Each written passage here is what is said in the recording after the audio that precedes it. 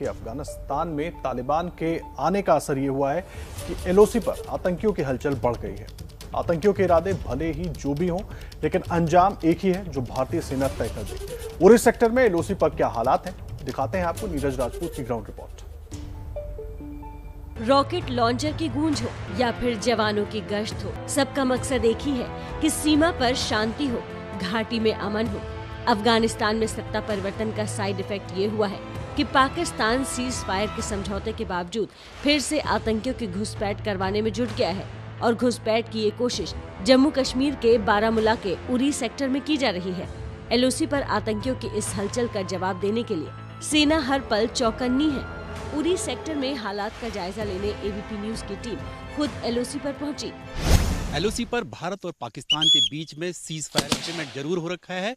जो पाकिस्तान की तरफ से जो घुसपैठ है आतंकियों की एक बार फिर से शुरू हो गई है और ये शुरू हुई है जब से अफगानिस्तान में तालिबान का राज आया है। लेकिन भारतीय सेना ने साफ कर दिया है कि चाहे आतंकी कोई भी हो, चाहे पाकिस्तान समर्थित आतंकी हो यानी पाकिस्तानी आतंकी हो या फिर अफगानिस्तान के मुजाहिद या जिहादी हो, उन सबको आतंकियों की तरह ही उनके खिलाफ कार्रवाई की जाएगी और उसी के लिए एलओसी पर भारतीय सेना अपनी पूरी तैयारी कर रही है। बीते 10 दिनों के अंदर पाकिस्तान के कब्जे वाले कश्मीर से आतंकियों ने 3 बार घुसपैठ की कोशिश की।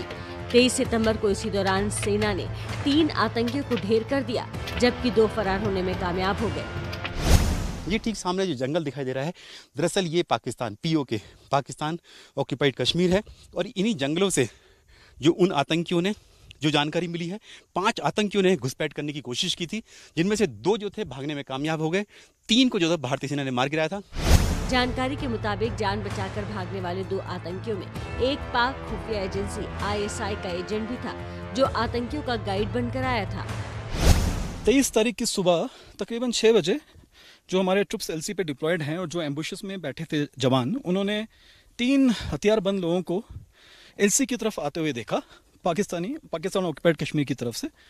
जब उन्होंने एलसी क्रॉस की तो हमने उनको चैलेंज किया। चैलेंज करने पर वहां पे एक फायर फाइट शुरू हुई, जिस फायर फाइट में हमने उन तीनों टेररिस्ट को एलिमिनेट कर दिया। सेना के मुताबिक मारे गए आतंकियों से 5 AK-47, 8 पिस्टल, 70 ग्रेनेड और इंडियन और पाकिस्तानी करेंसी।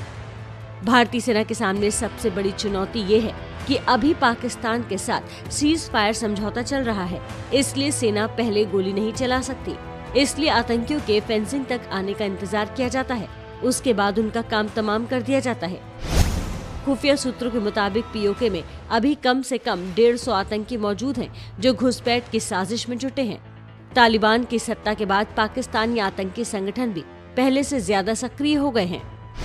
जिस तरह की जानकारी मिल रही है, खुफिया रिपोर्ट्स मिल रही हैं, उसके मुताबिक जो लश्कर तैयबा है, जैश ए मोहम्मद है, वो तो टेरर लॉन्च पैड्स पर सक्रिय ही हैं। अफगानिस्तान से जो आतंकी हैं वो भी जो है वो कोशिश कर रहे हैं कि वो एलओसी पर यानी कि लाइन ऑफ कंट्रोल पर आए और इन आतंकी संगठनों की मदद करें। लेकिन भारतीय सेना ने साफ कर दिया है कि जो भी आतंकी इस एलओसी यानी लाइन ऑफ कंट्रोल पर आएगा, उनको नेस्तनाबूद कर दिया जाएगा। आतंकी लश्कर हो या तालिबानी, अंजाम सबको पता है। चट्टान की तरह मजबूती से खड़ी सेना आतंकियों के हर मंसूबे को मिट्टी में मिलाने के लिए तैयार है। इसी उरी सेक्टर में 5 साल पहले आज ही के दिन सेना ने सर्जिकल स्ट्राइक करके आतंकियों की नींव हिला दी थी। दोबारा सिर उठा रहे आतंकियों को सेना वैसा ही सबक सिखाने के लिए हर पल तैयार है। एलओसी से सीधी तस्वीरें आपको हमने दिखाई। घुसपैठ की कोशिश की गई, सेना ने उसको नाकाम कर दिया। इस पर ज्यादा अपडेट्स ले लेते हैं। श्रीनगर से हमारे संवाददाता नीरज राजपूत हमारे साथ जुड़ गए हैं। नीरज, अपडेट्स आपसे चाहेंगे, एलओसी पर अभी क्या हालात हैं, साथ ही सेना की प्रेस कॉन्फ्रेंस 11 बजे होने वाली थी, उसको लेकर भी कुछ बदलाव किए गए। बिल्कुल, आज ही जो भारतीय सेना है वो उरी सेक्टर में जो जीओसी है वो एक बड़ी प्रेस कॉन्फ्रेंस करने जा रहे हैं, जिसमें कल ही एक और जो रिपोर्ट देखी, इसके अलावा एक और ऑपरेशन किया गया है उरी सेक्टर में ही किया गया, जहां पर आतंकी घुसपैठ करने की कोशिश कर रहे थे। एक बड़ी कामयाबी जो है भारतीय सेना को मिली है। साफ तौर से इस ऑपरेशन की जो जानकारी दी जाएगी 12 बजे आज उरी में दी जाएगी। उसमें बताया जाएगा कि किस तरह से पाकिस्तान, जिसके साथ सीज फायर एग्रीमेंट हो रखा है, वो किस तरह से जो घुसपैठ है आतंकियों को उसको स्पॉन्सर कर रहा है और जीता जागता सबूत जो है पाकिस्तान का वो दिखाया जाएगा इस प्रेस कॉन्फ्रेंस में 12 बजे कि किस तरह से पाकिस्तान एक तरफ सीज फायर एग्रीमेंट करता है एलओसी पर और दूसरी तरफ जो है आतंकियों को जी, भेजने की नीरज। कोशिश कर रहा है। जो जानकारी मिल पाई है उसके मुताबिक एक ये बड़ी सफलता होगी भारतीय सेना की। जी बहुत शुक्रिया नीरज राजपूत, आप नजर बनाए रखिए।